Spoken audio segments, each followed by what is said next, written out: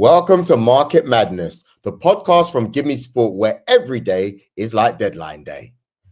Market Madness is the ultimate football podcast for fans who want to go beyond the headlines and into the stories that shape the transfer market. Each episode will feature high-profile guests, breaking news, features, games, and challenges. And you can watch the show on YouTube and Facebook or listen on your podcast app of your choice. Link can be found in the show notes. For more info on any of the stories discussed today, head over to GiveMeSport's website. Myself, Olivia Buzaglo, and Beya are joined by our resident journalist, Ben Jacobs. Ben, how are you?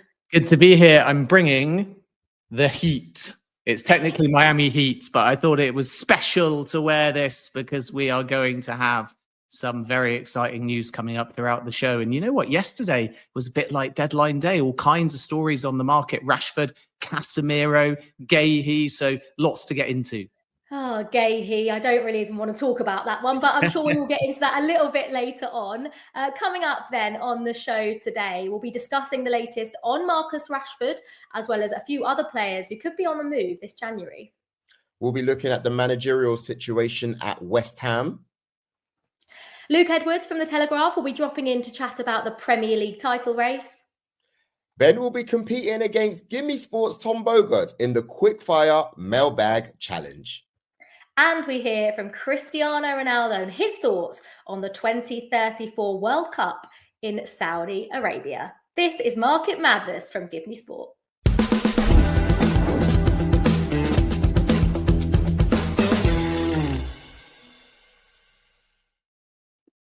Okay, so before we get started, this is a brand new show and I want to get to know you guys well enough. Okay, so let's take a few minutes to speak to each other, find out about yourself. Olivia, I'm going to start off with you. First of all, where are you from?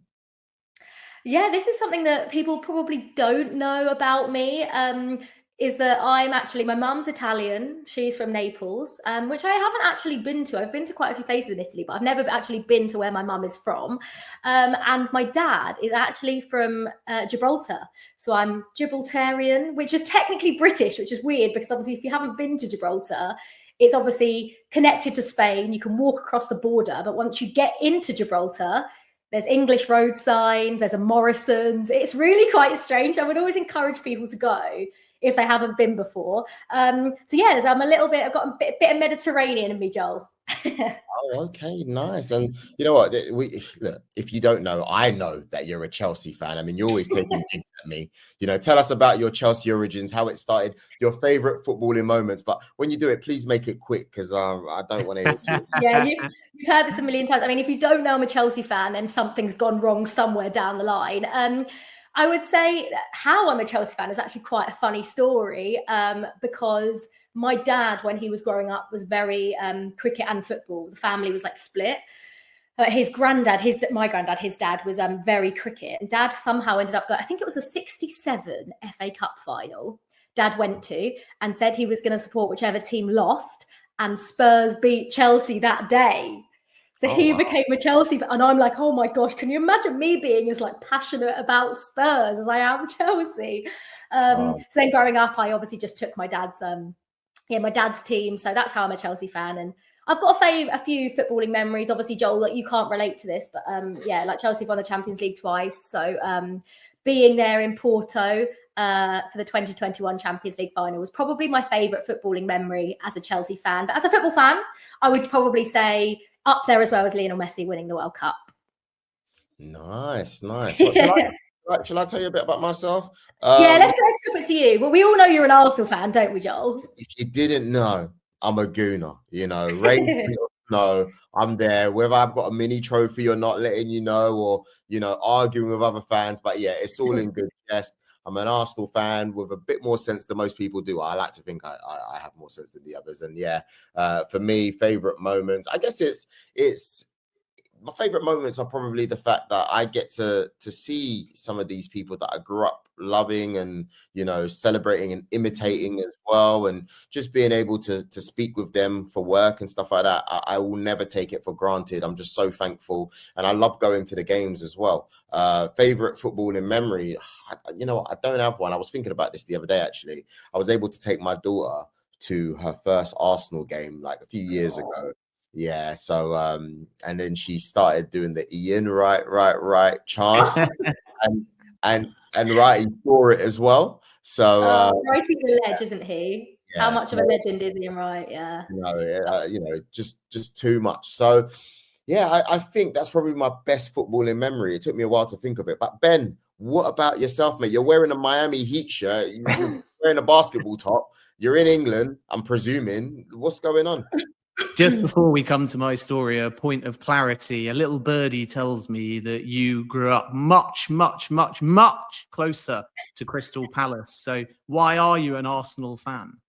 I mean, do we need to get into that detail, guys? But I'll I tell just you. feel like you have to support the club closest to you, which is why I'm a Leicester fan. Ian Wright, seeing the success that they had over in North London, I saw someone that, at the time as well, looks like me, someone I could create, look at, and his celebrations were so iconic that, I don't know, you just fall in love, right? And he played for Crystal Palace as well, so that's my little excuse.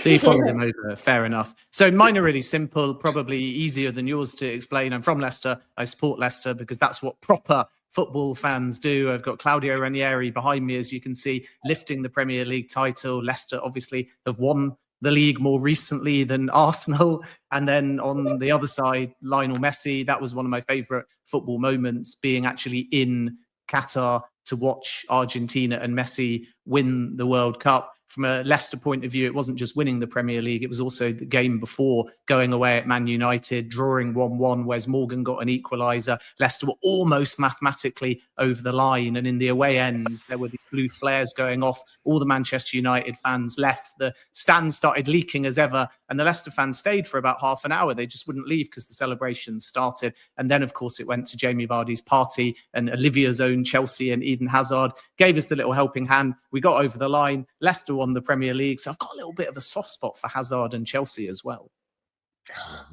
That man. By the way, happy birthday to Eden Hazard. It is, in fact, the time of recording, his 34th birthday today. He is I actually would go as far as saying he is probably my favourite ever Chelsea player. So, Ben, you're welcome. You're welcome for Eden Hazard doing Eden Hazard things. But you would deserve that Premier League title. And Tottenham ended up coming third in a 2-horse race. So everyone was happy, weren't they?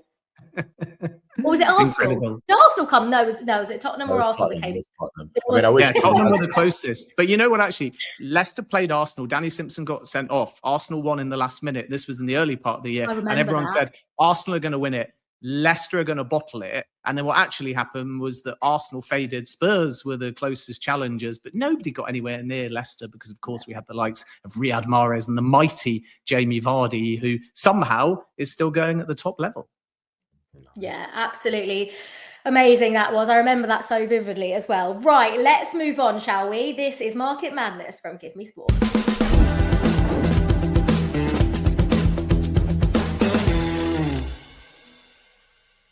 Now, at the start of every show, we'll be tasking Ben with a question that he must find the answer to by the end of the episode. Today's question is from super producer Nick. First one, where will Randall Kolo Muani end up? I'm on it. We know some options already, but I'll find out a bit of new information for you. The links in the Premier League, by the way, Manchester United and Tottenham, but more to come after I've made a few calls. Thank you very much. Okay, let's move on to the next story. Yes, let's look at our top story then. As we all know, Marcus Rashford reveals that he wants a new challenge away from Old Trafford. He wasn't in the squad on Sunday for United's much needed point and improved performance against Liverpool. I mean, Ben, he's been in the squad once or twice, but he's been out of it largely under Ruben Amorim. Just can you bring us up to date on this situation regarding Marcus Rashford? Yeah, the situation is an exit is possible, but it comes with complications financially. So are Manchester United going to do a temporary exit? And would they be prepared to cover some of the Rashford wage? And if so, the pool of suitors opens up. So what we can say is that interest is growing in Marcus Rashford. A week or so ago, when the window opened, Manchester United hadn't got any concrete approaches. Saudi Arabia had gone direct to the Rashford camp and he had said no. But nonetheless, there were 3 clubs in Saudi Arabia that wanted to explore that possibility, particularly Al Ahly, who are looking still for a left-sided forward or winger. But Rashford said no to Saudi Arabia, probably with the 2026 World Cup in mind. And now flash forwards, and we have some European interest from Dortmund, from Milan, and there's a little bit of substance as well to the Napoli links too. So the next step is really on Manchester United, because in a permanent exit, they will want 40 million or more. And of course, Rashford may be asking for the vast proportion at any new club of his current £325,000 a week wage. If alternatively it's temporary, a loan with an option, then Manchester United might go down the line that they've done in the past with Jadon Sancho and contribute some of the wage. And then, of course, from a suitor like Milan, who are probably pushing more than anybody at the moment, they might be able to afford it. So we're early enough in the window, and with the interest growing, a Rashford exit is feeling very realistic. But he wants to stay either at Manchester United under certain circumstances, or alternatively in Europe, to make sure that he doesn't damage his 2026 World Cup chances. Because remember, when Thomas Tuchel was at PSG, he wanted to sign Marcus Rashford. So although some people will say he didn't get picked for the Euros, he's going to be out the loop, he's getting a bit old by international standards, even though, of course, he's only in his late 20s, we mustn't forget the fact that Thomas Tuchel rates Marcus Rashford. So if he's playing and on form and happy with his football at Manchester United or elsewhere, then those England chances may not be over. That's interesting. I mean, Ben, you also had the chance to catch up with ex-Man United player Lee Sharp to hear his thoughts on a move from Rashford, the fact that it looks inevitable. Let's play the video. It looks that way, doesn't it? I think with his statement that he's come out with the manager leaving him out of a couple of squads, but with the statement he's brought out, with the manager leaving him out of the squad, unless there's some sort of reconciled conversation that goes on over the next few days with the manager, then I would expect him to be looking to leave.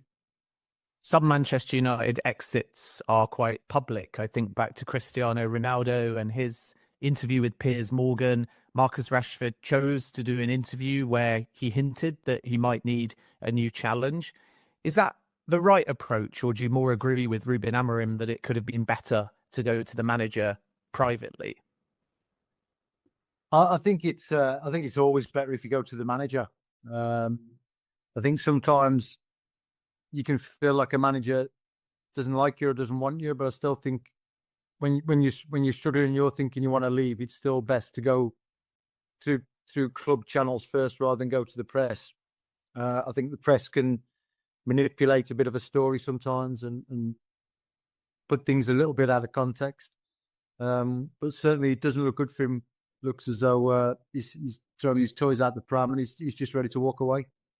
Do you think Rashford also has to think about game time and future in light of England as well, having been dropped for the squad for the Euros and the World Cup 2026? Might that be a part of his thinking as well, to potentially leave Manchester United to try and get back in the frame for the 2026 World Cup?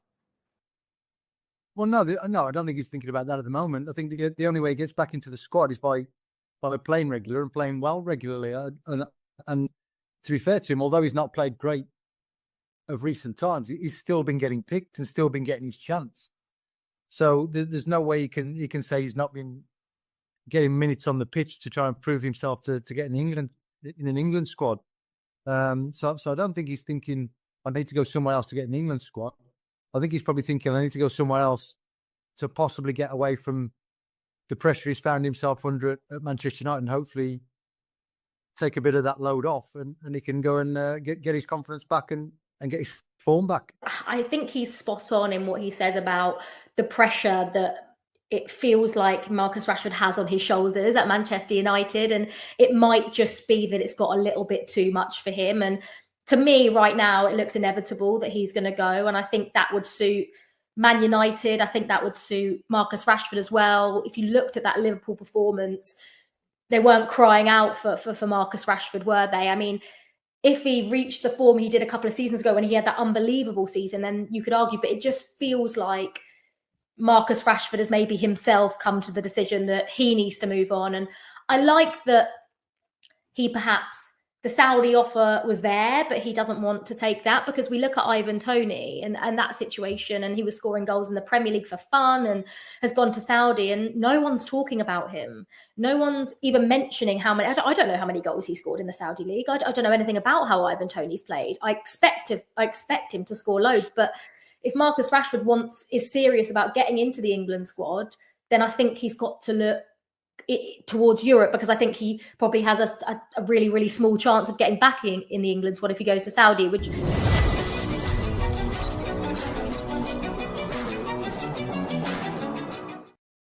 Oh my gosh, sorry there, Liv. You had to get into it. I don't know, you was getting emotional about Marcus Rashford, but we have breaking news that's just come in. Ben, what have you got for us, please? Yeah, we'll come back to Liv. I want to know also, Joel, if you would take Rashford at Arsenal, but some breaking news. Casemiro has received an offer from Saudi Arabia for 650,000 a week on a 3-year contract to move now in January, and that would put him right up there as one of the top 5 paid players in the Saudi Pro League. Now, this is a central deal, which means that it's being driven by Michael Emenalo, the sporting director of the Saudi Pro League, but on behalf of Al Nassr, who do have the squad space. They've got room to add one more foreigner. And the feeling is that Manchester United are going to receive a bid of around 30 million euros. That bid hasn't yet gone in, but the valuation is under half what Manchester United paid when they signed Casemiro from Real Madrid. But Casemiro now has an offer, 3 years to go to the Saudi Pro League. And whereas last summer, when Al Ittihad tried, he was not open to Saudi Arabia, sources say that the player may have changed his mind. So Casemiro, Saudi Arabia, one to watch this January. Joel, what would you do with 650 grand a week? That's what he's getting for presenting this show.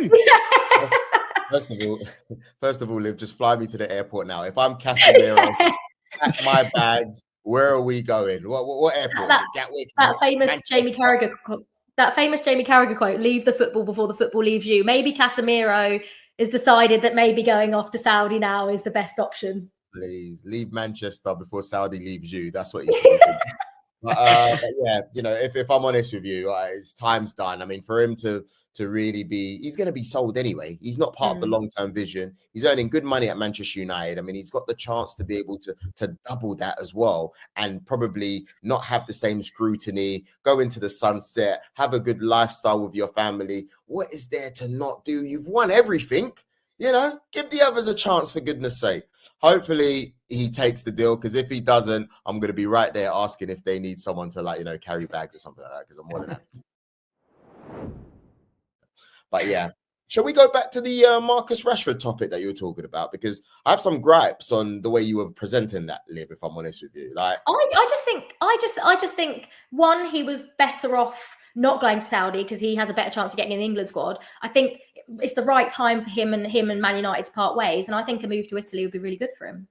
Yeah, you know, I think you were being too soft on him. If someone doesn't want to track back, right, and we've seen evidence of this, and people want to always go out, or they're in trouble for being late, or they're not training well, all of this, I guess his time is up and he's decided he wants to leave. No, you've made that decision yourself, mate. End of the day, Manchester United are, every week, they're 12th, 13th, or 14th. That's not good enough. He could be helping them, couldn't he, if he had the attitude that, yeah. It's obviously something up there, isn't it? It's something mentally, like he doesn't want to be there anymore for whatever reason. Like, and that is his own fault. Ruben Amorim has said he's not in my squad because of his own decisions. I'm not saying that, you know, this is all on Man United. It is on Marcus Rashford. Of course it is. But I just think now, because of the way he's feeling and his mentality, he's not there. He can't play for Man United. He's not willing to do that anymore. So exactly. That's what I wanted you to say the first time. But listen, for everybody just joining us right now, this is Market Madness. Now, if you're like, what is going on here? You've got news on the ticker. You've got breaking news. You've got tasks that we've set Mr. Ben Jacobs on. He has to find out what's going to go on with Mwani. Is he going to be staying? Is he going to be going? Where's he going? There's so much news and information. We've got me and Liv bickering and arguing, but still providing good information. This is Market Madness. Now, Ben, let's turn our attention to West Ham. What is happening over there? Yeah, a strange one. So Julian Lopetegui is on the brink. West Ham, in inverted commas, decided to part ways, but it's contingent on finding a new manager. Then they went and offered Graham Potter yesterday a short-term contract that they thought he would be open to signing. But Potter, at the time we're recording anyway, has not given his decision. So Julian Lopetegui this morning took training and there's a limbo period. At the same time, Tim Steden, the technical director, has stepped away from training. He's got an office there. The relationship with Lopetegui is broken down. There's no guarantee that Steden stays at the club long term. And you've basically got David Sullivan, Karen Brady, Tim Steden, all with different opinions about what should be done next. And bizarrely, that limbo is for now keeping Lopetegui in a job, even though our understanding at GMS is that the decision has already been made, that Lopetegui is set to be sacked. It's just a case of when. So Graham Potter's the leading candidate, but Everton are considering him as well. And a little bit of breaking news for you as well. My understanding in the last half an hour or so is that Paulo Fonseca, who has recently left Milan after a difficult spell, is also another name under consideration, as is Matthias Jassel, who is at the moment in charge of Al Ahly. So there's this odd situation at West Ham where the cast seems dyed for Lopetegui, but you can't formalise that exit mid-season until you've lined somebody up. And West Ham historically haven't had any unity over who they've wanted to go for. Finally, they made an offer to Graham Potter, and now they face a nervous wait to see whether he will accept it. Thanks, Ben. On with the show. Yesterday, Ben took on GiveMeSport's MLS insider, Tom Bogert, in the journalist quickfire mailbag challenge. Remember, for the latest on all the stories we're talking about, head over to GiveMeSport's website. The link is in the description. This is Market Madness from GiveMeSport.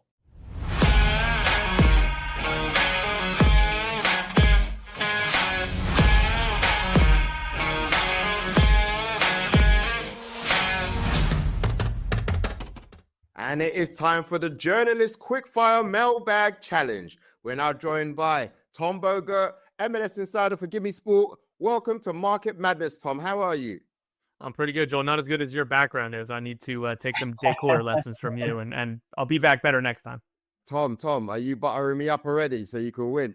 100%. I'm hoping that you will forget exactly how long 90 seconds is. Maybe give me a little stoppage time, and we'll keep it moving. This feels like cheating. I was going to say, it's a charm. I've never cheated before, but it sounds and feels good. Feels really good.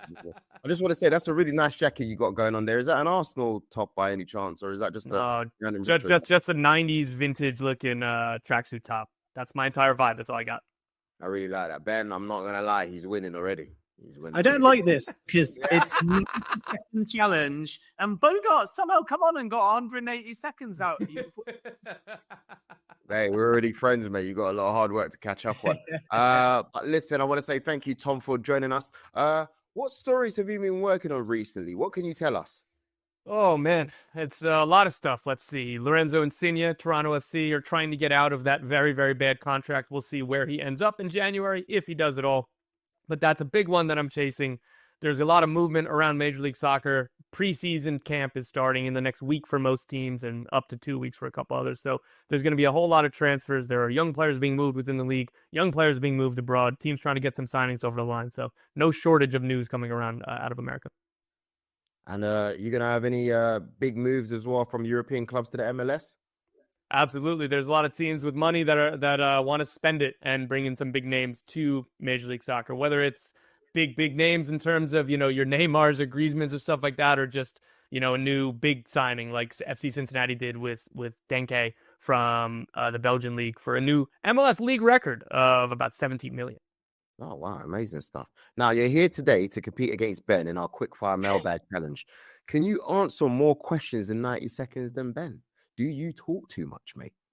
We both do, so I think that's a level playing field in which we might get through one or two each, and then it'll be a nice low-scoring affair. Do you know what, Joel? When me and Tom work on stories together, he's very concise, and I send back voice notes. And you'll know this as well, actually, from our conversations, Joel. The voice notes are podcasts. So I back myself to get half a question in 90 seconds based on my history. It's always good content, though. It's funny though because he sent me a 4-minute voice note the other day. I said to my missus, I'm like, hang on a minute, I'm gonna have to stop everything I'm doing now because I actually need to focus. I'm not saying. I said I had to book a meeting for the voice note. But thanks everyone for getting in your questions in on X. Please follow Ben Jacobs on @JacobsBen on X for your chance to get involved in a future game. Tom, you're gonna go first. Are you ready? Oh, I'm ready. Let's go. All right, cool. So what we're gonna do, we're gonna start the 90-second timer. Let's go. All right. @ChalkCheese93, thanks for sending in. If a team goes with 2 designated players model, do they have to fill all 4 under-22 spots to get the $2 million in general allocation money from the league? I'm so happy you had to read that because none of that made sense to you. No, they don't. All they need to do is designate that is the roster building path that they're doing. They do not need to fill all 4 spots to get the $2 million game. Okay. @Edu17 Burgos, what about Antoine Griezmann to LAFC? As me and my good friend Ben Jacobs have reported, LAFC, it feels like a matter of when, not if, Antoine Griezmann comes to LAFC in Major League Soccer. We will see if it's this month, or in the summer, or sometime in the near future. But again, Antoine Griezmann, LAFC, we feel pretty confident that's going to end up getting done. @MLSSELI, any new contract between Kevin De Bruyne and San Diego? Nothing new since the last that again, me and Ben Jacobs have reported that there has been preliminary talks. There is interest on both sides, mutual interest, but there is nothing imminent. It was never, ever going to be a January move. It might be the summer, but even that could be too soon because De Bruyne could extend with Manchester City for another year or not. But again, San Diego is an option for De Bruyne if he does come to MLS. @NotBarley, any recent talks ongoing for Josh Sargent? I know there were MLS teams interested last window. What does his future look like? Much more likely in the summer transfer window if he comes to MLS for me. That is kind of what I heard a few weeks ago, but I will make some calls after the show. That one counts. That last one counts. I got that in. That was in off the rim. I'm giving him that as well. I'll give you that one, Tom. I'll give you that one. Well done. You know what? Really good answers as well. I didn't know what to expect, but looks like you've been doing your homework, which is good, and you are pretty concise. Ben, I want you to just read off the MLS roster and salary cap rules just to see how quickly or how many times you have to say what does any of this mean, because I think that'd be fun too for somebody who has no idea. Yeah, well, as well though, because half of his questions are blah blah blah blah blah rules we don't understand. Eating up of your 90 seconds, so his hands were a little bit tied there. Maybe you should have given him 180 seconds. Well, you know what? I'm not going to get involved in any of that. That is your words, Ben, not mine. But are you ready to challenge your good mate, Tom Bogert? Are you ready? I'm going to crush him. I'm going to get 9, 10. These are going to be the shortest answers that you've ever heard. Leicester City fight talk. Love it. Okay, cool. I'm going to get... Are you ready? Let's put the timer up, please. Ben Jacobs, let's start now. @Reese Keating, who are Villa in for? How much can they spend? Villa like Malian, they're in talks. They've agreed a deal with the player, and the fee might be somewhere close to £25 million. And keep an eye also on Kolo Muani to Villa. Oh, @CFCPYS, what's the latest with Mikhailo Mudrik's B sample? The B sample, meldonium in a 90-second mailbag. That's unfair. It's confidential. We should hear more in the new year. It's taking time because they're testing for more than one substance. @Talking Wolves, Cunha, contract latest. It's going to be done within the next 2 weeks. I understand it's a 5-year deal, and there'll be a release clause if Wolves go down. @Kojase, will Arsenal sign a forward this transfer window? It's possible. I think in the summer we should still be looking at Benjamin Sesko, maybe Alexander Isak, but Evan Ferguson could be a possibility. The problem for Arsenal is that they've got no loan spots left, so if they want him in January, they'll have to buy him. @Wilnox8, who are Newcastle looking to sign? Newcastle want a right winger, especially if Miguel Almiron go, and a goalkeeper as well. Dubravka could be off to Saudi, and keep an eye on James Trafford to St James's Park. Cole M1010, will Chelsea recall Santos from Strasbourg?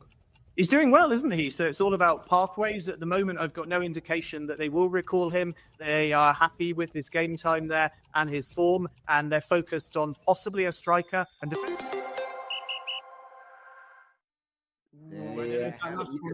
Last one in there. You got. I think that counts because he did answer. He said, "I'm no indication." You got that, and I think that counts. Did he say I had no indication? Yeah. I I'll didn't give him hear that. I'd give him that. I didn't hear that. Well, I'll Look be how honest with kind you. Tom is. What a humble guy. I'll be honest with you. I was impressed. I really like this game actually, and I was really impressed. I think Ben, you got shorter questions, which helped. Yes. Yeah. Yeah, I think we're going to have to do a new rule for the next one where the first question, the timer will only start after the question. So you've gained a little bit of time. Yeah. No, I totally agree. But I think both of you did really well. And on top of that, I'm much more knowledgeable with what's going on, which is the most important thing. But I have to announce the winner of this mailbag challenge. Who do you reckon won? I'll ask you guys first before I announce. Tom, how do you reckon you did? I think I had, 22 questions. Math isn't my strong suit, but I think that I had a lot. And they were long. I went to bed. It was bad. Okay. I think I got 6. I think Tom maybe got 4 or 5. Okay. Well, I can proudly announce, Mr. Ben Jacobs, that you are the winner. And yes, you got 6 questions and answers in there. Well done. Tom, unfortunately, you only got 4, but you did very well. Thank you very much for losing sleep abroad and joining us here today. Great efforts. If it was down to me, you'll be a winner just with the moustache. But today it's you, Mr. Ben Jacobs. How you feel? Yeah, I feel delighted. I'm sort of glad, though, because we're going to get the opportunity with Tom to ask him in a bit more detail about some things. He's got great information. And also, I'm going to call it a tie, Joel, because if you go back on the VAR, if we're allowed to introduce this, you'll note that twice in his answers, he mentioned my name. He gave a code with it 2 times in 2 different answers. And for that, I think he gets 2 extra points. So we're going to call this. Well, there you have it, ladies and gentlemen. VAR has come into play, and it is a tie. Look, before you go, Tom, we want to use some of that MLS knowledge that you have. If you can tell us a little bit more about the Paul Pogba free agent situation. What's going on over there? Nothing is what's going on right now with Paul Pogba. There's been rumors or thoughts that maybe he could play for a Club World Cup team. Inter Miami would make sense if they had the space. I don't believe that they do. Seattle Sounders are the other American team in the Club World Cup, and that is absolutely a non-starter. There is 0% chance of that happening. So that's all I can tell you with Paul Pogba. The other kind of bigger name that would be coming, like you talked about it a little bit, Ben, with Miguel Almiron in Newcastle. If he leaves Newcastle, Charlotte FC in Major League Soccer want him very badly. They wanted him in the summer. Newcastle wanted upwards of, 15 million pounds or something to that effect. Charlotte were not going to pay anywhere north of 10, if that. And now their desire to spend big on a transfer fee has only gone down because of the limited minutes he's played for the club. So there are talks still ongoing there. Nothing is definitive. Nothing is absolutely going to happen. But I know Charlotte FC really want Miguel Almiron. What about Neymar to the MLS? What are we saying about that? I'll take off my Big J journalist hat, and I'll start with, I hope so. I really, really hope so. It was unfortunate the timing when he left PSG and signed with Saudi Arabia. The MLS transfer window was already closed, and that's something that's a bigger topic of why MLS needs to kind of alter their transfer windows, that they didn't have a chance to sign Neymar, because even though teams could sign free agents, if you weren't a free agent when the transfer window closed, you could not be signed. And that's the camp that Neymar fell into. So they couldn't even make any offers to sign the Brazilian. Now, if he's leaving Saudi Arabia in the summer, as I believe that we expect he is, I will be extraordinarily disappointed if his next destination is not Major League Soccer. If there is not a Major League Soccer team that can find the money to convince him to come to MLS. Miami is an obvious one. He just bought a new house or a new mansion, probably would be the better way to say that, in Miami. But again, it comes down to roster space and roster rules, if they will be able to accommodate him or not, because right now they have 2 of the 3 designated player spots filled, and they might fill another this winter. So we'll see. If I had to guess anywhere, it'd be Miami, but never rule out, the Los Angeles teams either. Tom, can I just trigger you for a moment and humor me, please? We were talking earlier in the show about Marcus Rashford. Seattle Sounders out of nowhere have been linked. And I know that your head's going to explode if we use too much oxygen on this. But Rashford, MLS, any possibility? This would have been a great question for the game, because I would have said, no, next, move on, nothing to see here, not going to happen, no chance. And then I just want to ask you a little bit about Austin FC a bit more generally. They've made some big moves, haven't they, in the market? Has that surprised you? And what more can you tell us about their business?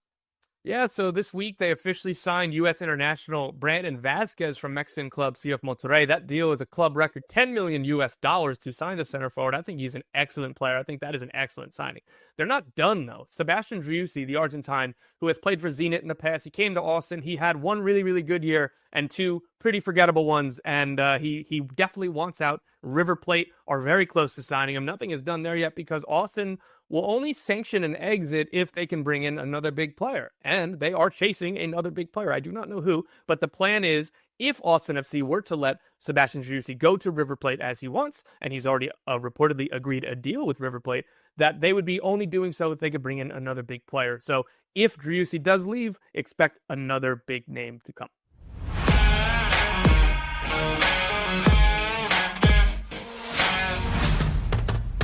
As we all know, the 2034 World Cup will be in Saudi Arabia. We have a clip of Cristiano Ronaldo to play for you. He's talking about the tournament itself. Let's play the video. 2034 will be the best World Cup ever. It's amazing. The infrastructures, the stadiums, the conditions for the fans and everything. And after what I see, I'm more convinced that 2034 will be the best World Cup ever. One or two of these kids that I will be together with them today will play in the World Cup. I believe that will continue to grow, especially the female as well, that they grow very, very well too. We have to grow together in everything, not only in football, but in their life. And I will motivate them to work hard and believe on that. The league grows so fast in the last year. If you see the difference is amazing. You have like 7-8 big clubs right now in the league that it's very difficult to beat. The evolution of the players, for example, my teammates and the other teams too, that Saudis grow so fast and they are becoming better players.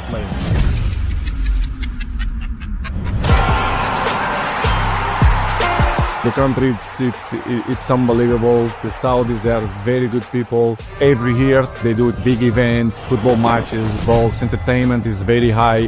The future, it's very bright in my opinion. And I'm happy to be part of this successful of the country. And I will be here for sure to see the World Cup.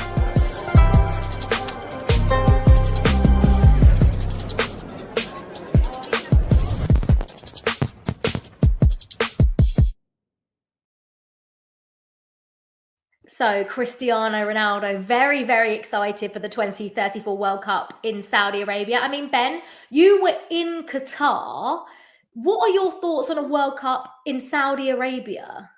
Yeah, I think all three of us have been regularly to Saudi Arabia, so we certainly have the perspective of what it's like on the ground. And like Qatar, there are certain issues that naturally the World Cup has to shed a limelight on. But what we can say is from an infrastructural point of view and the football vision that's in place, it's going to be spectacular. And there was something very refreshing in the end about a mid-season World Cup in Qatar. And in addition to that, I think having almost a one city World Cup effectively, where you could get around and stay in one place, fans enjoyed that. Saudi's a bit different because it will be an expanded World Cup and it's not just in one place, but 50% of the World Cup is going to be in Riyadh.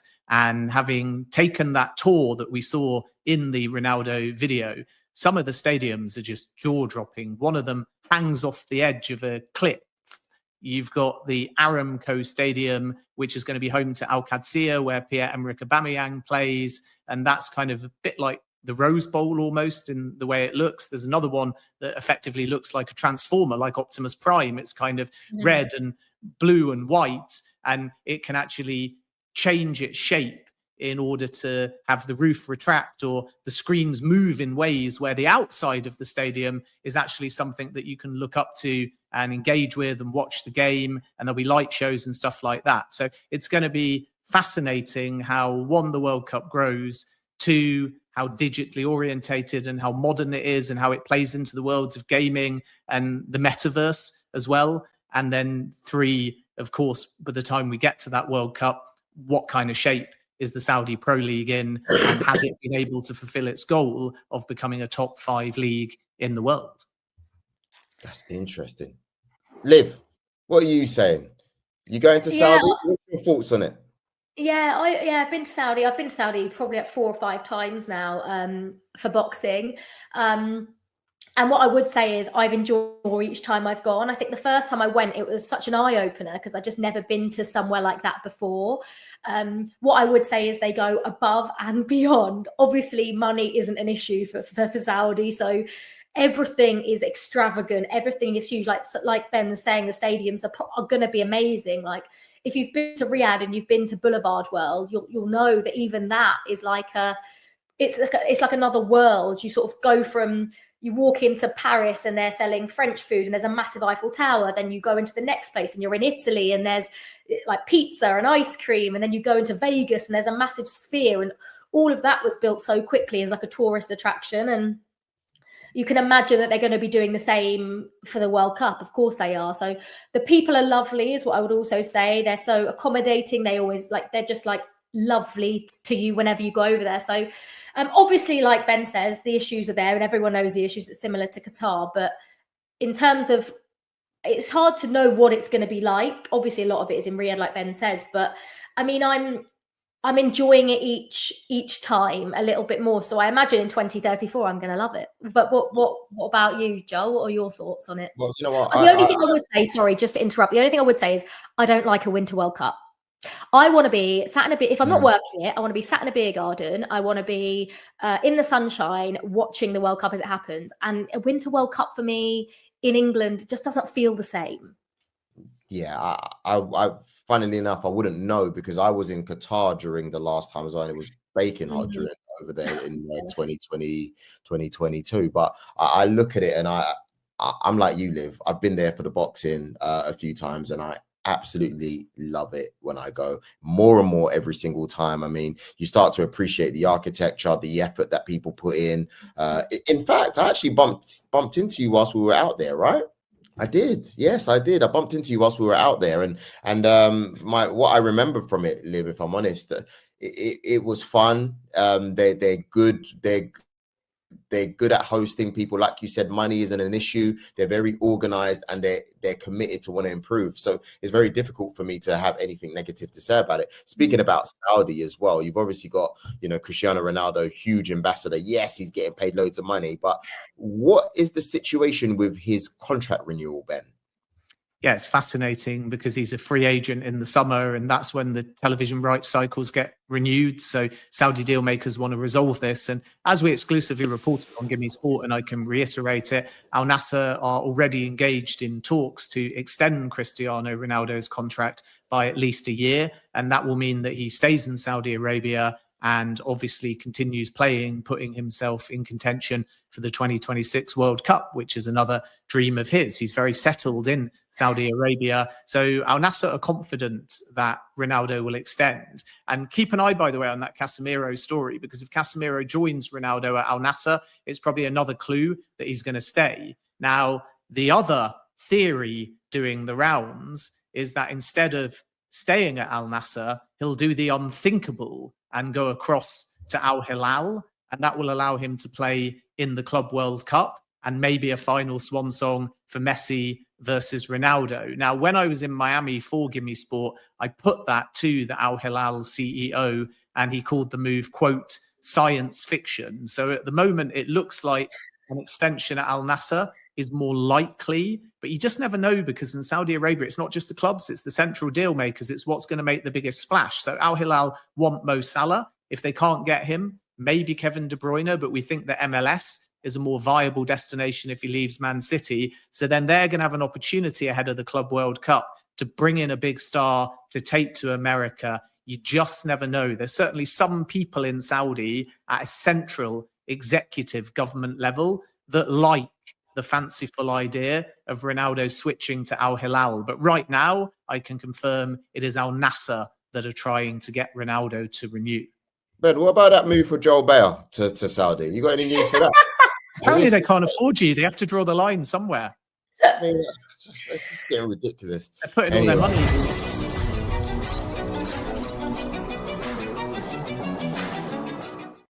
Oh, Joel, It was your turn to get cut off this time. But we have some more breaking news. Ben, what have you got for us this time? Yeah, I can tell you a big boost for Wolves. Mateus Cunha has verbally agreed a new 4.5-year contract with a 1-year option as well. Wolves have been optimistic for the last week or so, despite some links with Arsenal. And now Cunha has agreed verbally, and this is expected to be formalised in the next week or two. Certainly, by the time the January window is closed, Cunha is expected to be on a new long-term deal. But there is a bit of a twist here, and that is that there is a release clause in the new contract extension, which will be active if Wolves go down. And that clause is only £45 million. Whereas if they stay up, or if somebody was to somehow try and make an offer, even though, of course, Cunha is about to sign a new contract, Wolves' valuation is double that, £90 million. So Cunha going nowhere in January, Wolves were never going to entertain offers. And the only thing I'd add about the release clause is that it's somewhat irrelevant, because come summer, whether Wolves stay up or go down, there is an appreciation that if the move is right for Cunha and the money is right for Wolves, he could still actually end up leaving in 2025. So this is sort of a classic example of where a player extends, it takes them off the market in the short term, but Cunha and his future may still be a story for us to be across come summer. Next up, Luke Edwards from the Telegraph will be joining us for transfer talk, including Newcastle's comings and goings.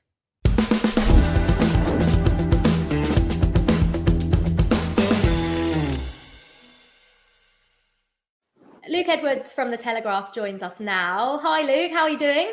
I'm very well.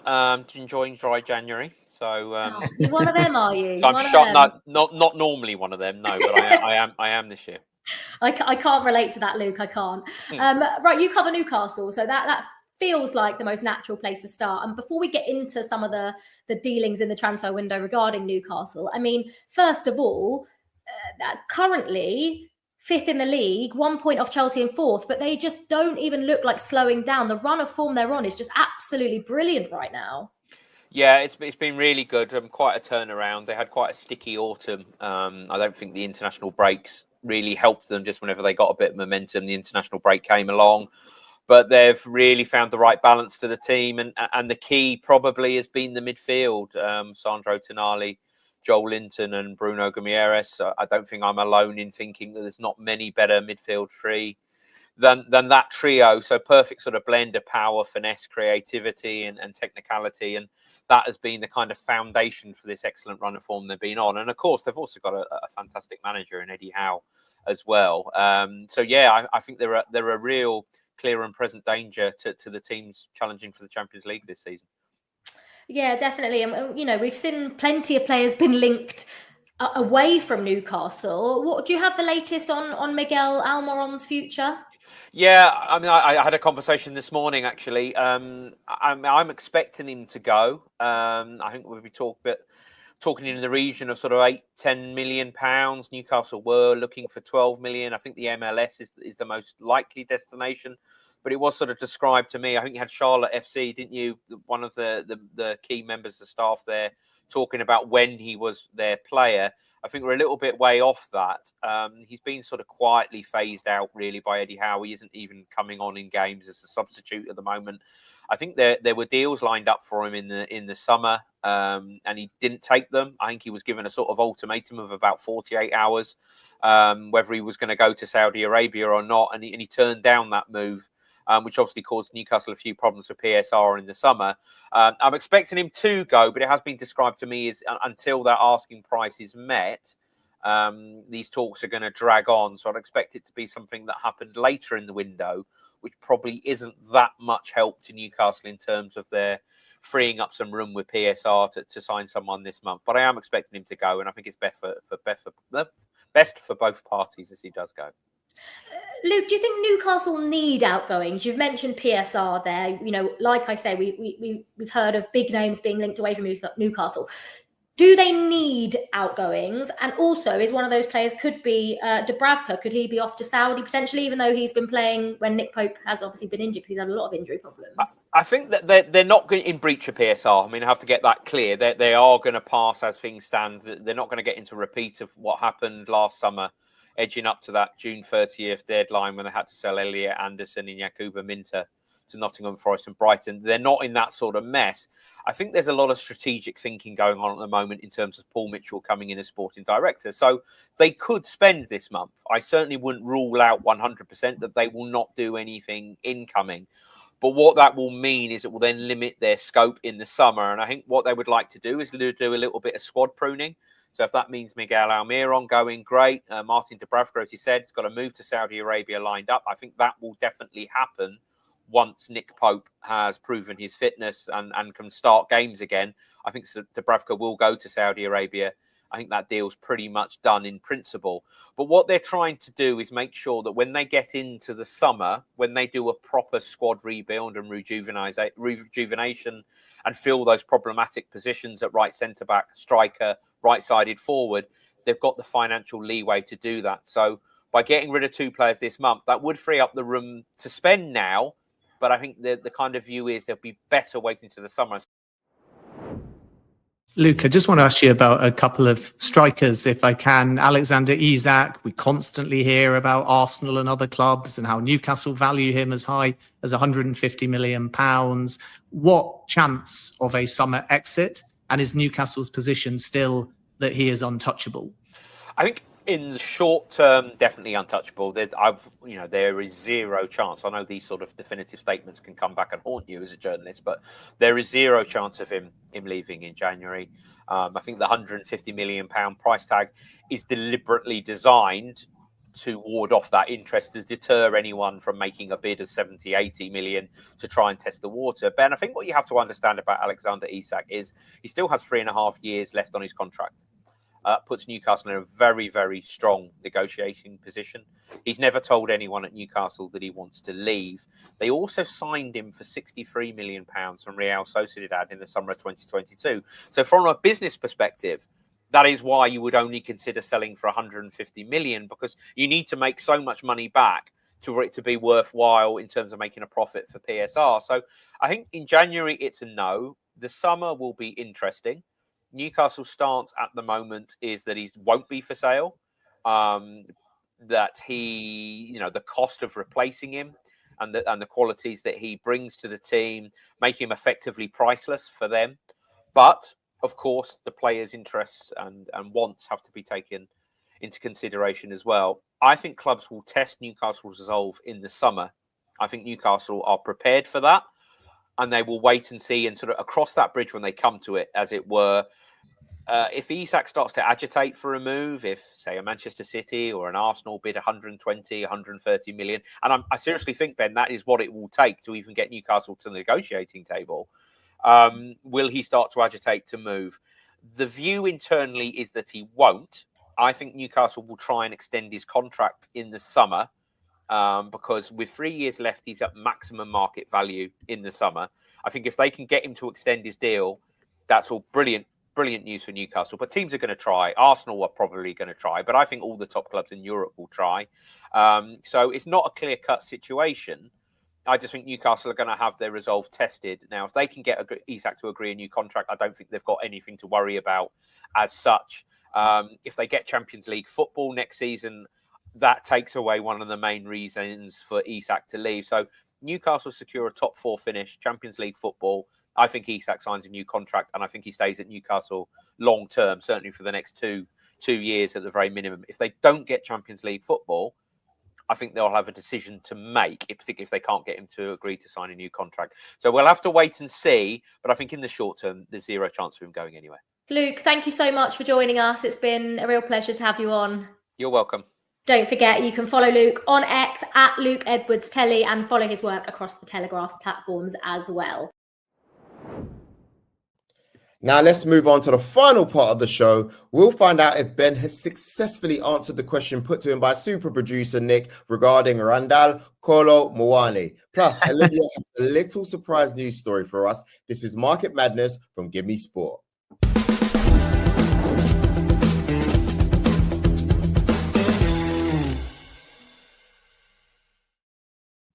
Liv, what have you got for us today? This is a surprise news story. But first of all, you will see all of the breaking news. This is called Market Madness for a reason. All of the breaking news you can see at the bottom of your screen will come up in a little ticker right there. But one of the big stories that's come out today is that Spurs have triggered an option to extend Heung-min Son's contract by a year. So obviously his contract was up in the summer. I'm sure there were plenty of clubs out there that might have been looking at getting Son on a free, but Spurs have triggered that. So he will be at Spurs for 1 more year at least. But to my surprise news story now, because how's your Bosnian football knowledge, boys? Any good? Oh, yikes. Brilliant. Right. This is a great story for you. So we always see that, you know, when teams are bad, that, you know, everyone always suggests, why don't you just sack the whole squad? But obviously you can't do that. So that's why the manager gets sacked, right? Well, Sloboda Tuzla currently sit bottom of the Bosnia and Herzegovina Premier League after claiming just 2 points from their opening 17 matches. Last month, the president of the club sacked the entire staff, playing staff, and the manager. He sacked everyone. Wow. He got rid of everyone. He said, I'm convinced that we can assemble a better team than the one that has picked up just 2 points so far. It will be difficult to make a new team, but it's doable. He has sacked the entire squad. And I'm just going to put it out there that I actually think this should happen to Chelsea if we don't win the Conference League. Wait, what would you do? Would you sack the B team or would you sack everyone? Nah, I'd sack everyone. Everyone's out. Everyone's a goner. What do you think, though?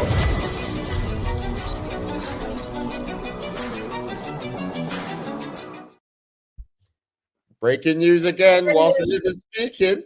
Ben, what have you got for us today? Yeah, I feel like I keep needing to apologise. We'll come back to that what you think question in a moment, but just a little line on Bournemouth, and Daniel Jebbison is to be recalled from Watford, where he is currently on loan, and go back to Bournemouth to provide cover for the injured Evan Nielsen. So Daniel Jebbison has seen his loan spell cut short. And just because we were talking about Chelsea and sacking players, worth reiterating again a story we broke yesterday on GiveMeSport, which is that Trevor Chalobah is one option to be recalled from Crystal Palace back to Chelsea. And we know, as we said at the top of the show, and we had it in the Mailbag challenge with Tom Bogert as well, that Mark Gahey is another option with Chelsea considering re-signing him. So lots happening, but once again, Danny Jebbison recalled from Watford to provide cover for the injured Evan Nielsen at Bournemouth. Oh, man. Thank you very much, Ben. Okay, just quickly before we move on, what are your thoughts on this Bosnia and Herzegovina club sacking their entire squad, Joel? Well, first of all, if it was Chelsea, you would sack everyone. You would still have like half a squad left because you just squad known in sports. But yeah, he's a businessman, isn't he? Clearly, that's my thoughts. He's a businessman. How do you reassemble a squad when they have like games? It's mid-season. Just got to start from scratch, innit? Just hold some tryouts during the course of the week and see what happens, I guess, really, innit? Get some top scouts involved. Ben, what about you? Well, I think that if you sack a whole squad, then you have a whole bunch of legal cases to deal with and a whole bunch of recruitment to do and not much time left in the window. So unless they've got a bunch of kids in Bosnia that can step up and do the job, then I don't see how that can continue, nor do I think that the players will necessarily be particularly happy about the situation and just sit back and say goodbye. So that is a shocking, shocking story, but a great find. I love those kind of stories. If anybody else that's kind of watching has got those under the radar stories, wacky or feel good, then feel free to send them to us. Indeed, indeed. So, Ben, how have you got on with your question challenge? To remind the viewers and the listeners, you were tasked with finding out where will Randall Kolo Moani end up. Now, I'm saying it like that because, guys, he's originally Congolese, even though he plays for France. He's originally from the Congo, so there was plenty of boys and friends that I had when I was younger. They called him Randall. So, yeah. You got to roll the R. Randall. Maybe I'm overdoing it a little bit, but yeah. What's your thoughts? And how's Moani pronounced? Have we got that right? Yeah, Moani is correct. I mean, there's a slight little bit of an accent when you say it in Lingala, which would be his mother tongue from whoever's parent is from the Congo, but it's correct. I'm just buying time, by the way, on the pronunciation because I don't have any answers for you. Right. No, I do really. So what we can say is this. Firstly, the interest in Kolo Muani is extensive. There's 3 clubs in particular that have started active discussions on the player side. Tottenham, and I would call him the top target for Spurs at the moment, Manchester United and Juventus, but the likes of Milan, Leipzig, Bayern, Aston Villa, they've all explored a deal. Now, naturally, we respect the journalism of others, and there have been some reports out of France that say Chelsea may enter the race.